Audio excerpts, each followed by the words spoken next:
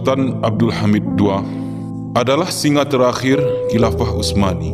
Sultan Hamid II salah satu nama sultan besar yang dimiliki oleh Kesultanan Utsmani. Jika di awal kejayaan Khalifah Utsmani ada Sultan Al-Fatih dan Sultan Al-Kanuni, dan di akhir kejayaan Khilafah Utsmani ada Sultan Abdul Hamid II. Sultan Hamid II lahir pada tanggal 21 September 1842 Masehi, anak dari Sultan Abdul Majid. Sultan Ahmed II adalah seorang yang alim dalam ilmu tasawuf dan juga ahli ilmu sastra bahasa Arab. Beliau juga menguasai bahasa Persia. Ia juga ahli sejarah dan piawai syair bahasa Turki. Sultan Abdul Hamid II menjadi Sultan ke-34 menggantikan saudaranya Sultan Murad V. Tapi sayangnya, ia menjadi Sultan setelah Khilafah Turki di saat itu dalam kondisi sekarat dan tegang. Karena ketamakan negara barat untuk menguasai Khilafah Turki sudah sampai dalam titik puncaknya. Sultan Abdul Hamid II menyadari ketika pembunuhan pamannya, perubahan kepemimpinan yang cepat merupakan suatu konspirasi untuk menjatuhkan kepemimpinan Islam. Ia menghabiskan lebih dari 30 tahun dengan konspirasi internal dan eksternal, peperangan revolusi dan perubahan yang tak berhenti. Semua itu Sultan Hamid II mengungkapkan di dalam puisinya yang sangat menyentuh hati. Ya Tuhanku, aku tahu Kaulah Al-Aziz, dan tiada yang selainmu, Engkaulah satu-satunya, dan tiada yang lain selainmu ya Allah. Pimpinlah tanganku dalam kesusahan ini, ya Allah, bantulah aku dalam masa kritis ini. Aku Sultan Hamid II tidak menyalahkan siapapun atas kemunduran Utsmani. Akan tetapi kami mengetahui bahwa Inggris, Perancis dan Rusia hingga Jerman dan Swiss memperoleh kepentingan dengan membagi-bagi wilayah Utsmani dan mencerai-berainya. Di tahun 1876, kondisi Daulah Utsmaniyah saat itu sedang rapuh dan mendapat julukan The Sick Man of Europe akibat krisis ekonomi dan kalah perang di mana-mana. Namun, segala kondisi yang tidak menghalangi Sultan Hamid II untuk menjaga Nabi dan agamanya.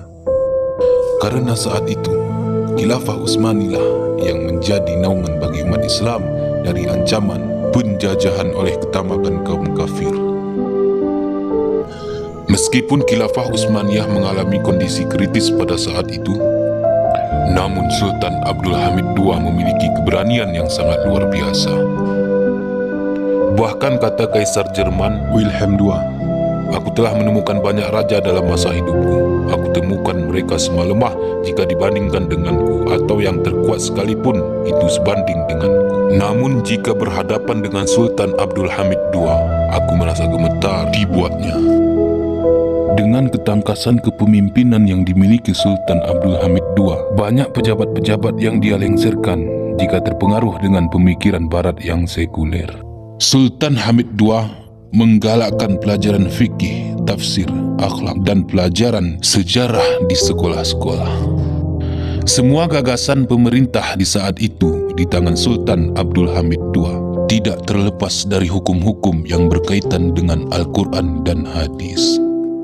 Walaupun di saat itu, di tengah-tengah ketentraman umat Islam di bawah naungan Khilafah Utsmani yang dipimpin oleh Sultan Abdul Hamid II, banyak masyarakat yang Zionisme dan radikalisme yang terpengaruh akan dunia sekulerisme, yang tidak senang akan kepemimpinan Khilafah Utsmani yang penuh dengan syariat Islam.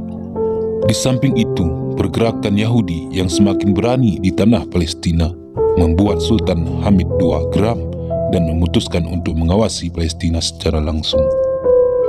Dia menekankan agar Yahudi di Palestina untuk meninggalkan tanah Palestina, namun negara-negara Eropa meminta Sultan agar mengizinkan tanah Palestina untuk ditempati oleh orang-orang Yahudi. Tapi di tahun 1888, Sultan Abdul Hamid II mengeluarkan perintah melarang migrasi Yahudi ke tanah Palestina. Mereka hanya dibolehkan Sultan untuk ziarah memenuhi keperluan agama mereka ke Palestina dengan batas waktu 3 bulan saja. Tetapi para Yahudi bercita-cita untuk membuat sebuah negara di tanah Palestina.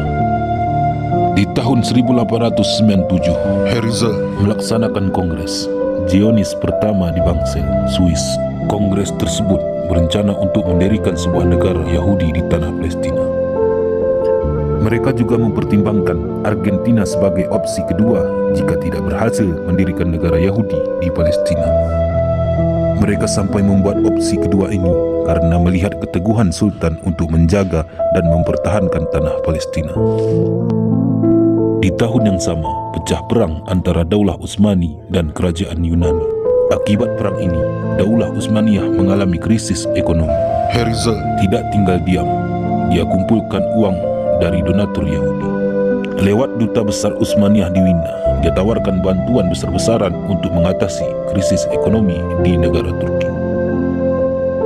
Dengan satu syarat, Sultan Abdul Hamid mengizinkan migrasi bangsa Yahudi ke Palestina, tapi Sultan Abdul Hamid menolak keras tawaran tersebut. Dengan dukungan internasional yang mereka miliki untuk menghancurkan dan meruntuhkan khilafah Daulah Utsmani. Di tahun 1898, lewat lobi para politisi Yahudi, Inggris menekan Utsmaniyah untuk menghapus peraturan terkait pelarangan imigrasi bangsa Yahudi ke Palestina. Herzl juga menemui Sultan Abdul Hamid II, dan di tahun 1901, Herzl berhasil bertatap muka dengan Sultan Abdul Hamid II. Herzl meminta kepada Sultan untuk menjual segenggam tanah Yerusalem di Palestina.